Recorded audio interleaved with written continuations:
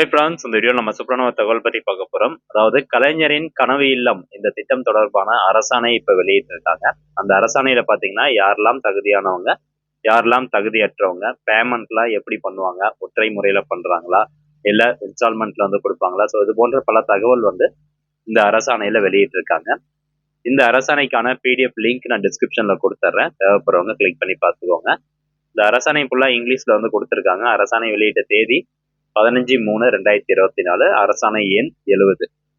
So இதுல எல்லா இன்ஃபர்மேஷன்ஸும் வந்து தெளிவா கொடுத்துருக்குறாங்க. இந்த இங்கிலீஷ்ல கொடுத்துருக்கக்கூடிய அரசாணை வந்து நம்ம அப்படியே தமிழ்ல கன்வெர்ட் பண்ணியிருக்கோம். ஸோ முக்கியமான தகவல் மட்டும் இதில் நான் சொல்லிடுறேன். மேற்கொண்டு இந்த ஸ்கீம் பத்தின அப்டேட்ஸ் தொடர்ந்து நம்ம சேனல்ல வந்துட்டே இருக்கும். ஸோ நம்ம சேனலை மறக்காம சப்ஸ்கிரைப் பண்ணிக்கோங்க. சரி, வாங்க வீடியோக்குள்ள போகலாம்.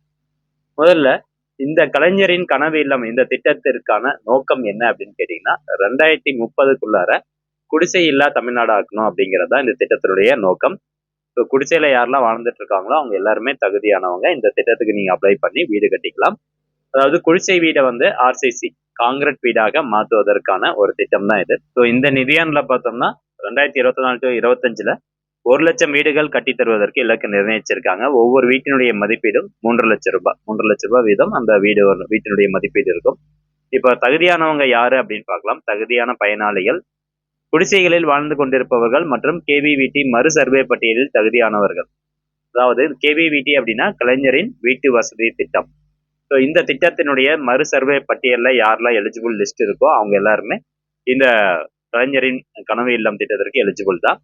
குடிசையில வாழ்ந்துட்டு இருக்காங்க அப்படின்னாலும் அவங்களும் எலிஜிபிள் தான். ஒரு கிராம ஊராட்சியில் மிக குறைவான அல்லது கேவிவிடி மறு சர்வே பட்டியலில் எவரும் இடம்பெறவில்லை எனில் புதிய குடிசைகள் சர்வே மற்றும் அனைவருக்கும் வீடு சர்வே பட்டியலில் உள்ள குடிசை வீட்டு பயனாளிகள் மட்டுமே தேர்ந்தெடுக்கப்பட வேண்டும்.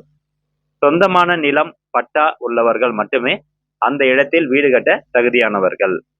ஸோ யார் பேர்ல வீடு கட்டுறதுக்கு அப்ளிகேஷன் போடுறீங்களோ அவங்களுடைய பேர்ல சொந்தமா நிலம் இருக்கணும், அதற்கான பட்டா காப்பியும் இருக்கணும்.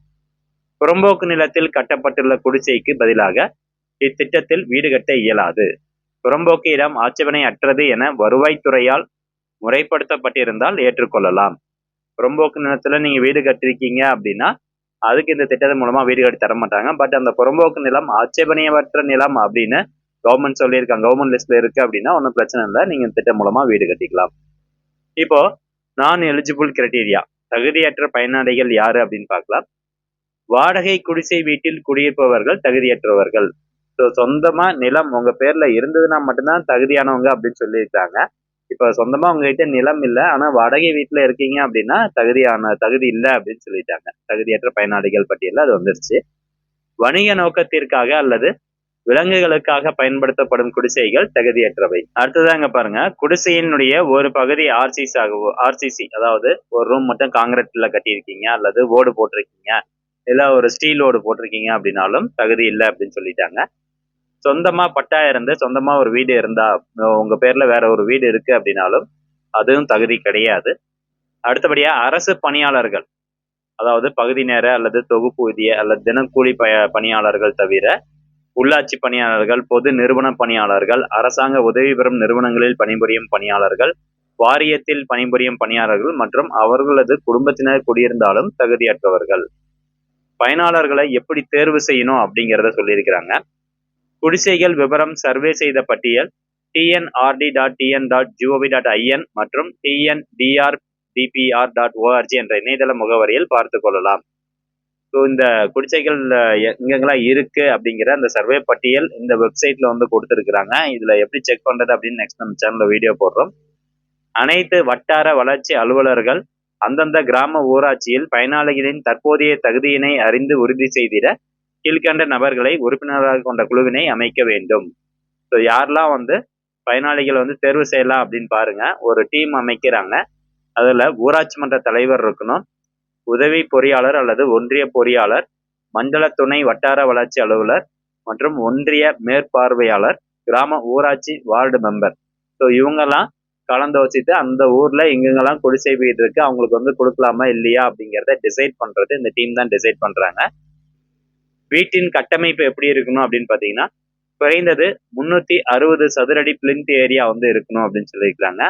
அப்ப குறைஞ்சபட்சம் பாத்தீங்கன்னா ஒரு 400 ஸ்கொயர் ஃபீட்டாவது அந்த நிலம் இருக்கணும். அதில் 300 சதுரடி ஆர்சிசி கூரையும் 60 சதுரடி ஆர்சிசி மற்றும் தீப்பிடிக்காத பொருட்களை கொண்டு பயனாளிகளின் விருப்பத்திற்கேற்ப கட்டப்பட வேண்டும். கூரை அல்லது ஆஸ்பெட்டாஸ் சீட் கண்டிப்பாக தவிர்க்கப்பட வேண்டும். முன்னாடி ஓடு இழுத்து விடுறது இதெல்லாம் இருக்கக்கூடாது அப்படின்னு சொல்லிட்டாங்க. மொத்தமா 360 சதுரடி பிளின்த் ஏரியா மட்டும் இருக்கணும். வீட்டின் அழகு தொகை. ஸோ ஒரு வீட்டுக்கு எவ்வளவு அவங்க பேமெண்ட் பண்றாங்க அப்படின்னு பாத்தீங்கன்னா 3 லட்சம் ரூபாய் பேமெண்ட் பண்றாங்க. ஒரு வீட்டின் மொத்த அழகு தொகையில் மகாத்மா காந்தி தேசிய ஊரக உறுதி திட்டத்தின் கீழ் ஒரு வீட்டிற்கு 90 மனித சக்தி நாட்களும் கழிப்பறைக்கு 10 மனித சக்தி நாட்களுக்கும் அடங்கும். மேலும் அதில் கழிப்பறை கட்ட 12,000 ரூபாய் SBMG திட்டத்தின் கீழ் வழங்கப்படும். அடுத்ததா வீட்டின் பணி மேற்கொள்ளப்படும் விவரங்கள் சொல்லியிருக்காங்க. ஸோ இந்த திட்டம் யாருடைய பொறுப்புல ஒப்படைக்கப்படுது அப்படின்னா அந்தந்த ஊராட்சி ஒன்றியத்தின் வட்டார வளர்ச்சி அலுவலர் இத்திட்ட செயலாக்க பணி ஒப்படைக்கப்படுகிறது. ஜியோ டேகிங் மூலம் முறையாக பதிவு செய்யப்பட வேண்டும் அப்படின்னு சொல்லியிருக்காங்க. ஸோ லொகேஷன் டீடைல்ஸ் எல்லாமே கரெக்டா லாட்டிடியூட் லாங்கிடியூட் எல்லாம் போட்டு கரெக்டா அப்டேட் பண்ணிடணும் அப்படின்னு சொல்லியிருக்காங்க. வேல்யூவேஷன் சர்டிபிகேட் யார் கொடுப்பாங்கன்னா ஒன்றிய மேற்பார்வையால் தயாரிக்கப்பட்டு உதவி பொறியாளரால் மேலோப்பம் செய்யப்பட வேண்டும்.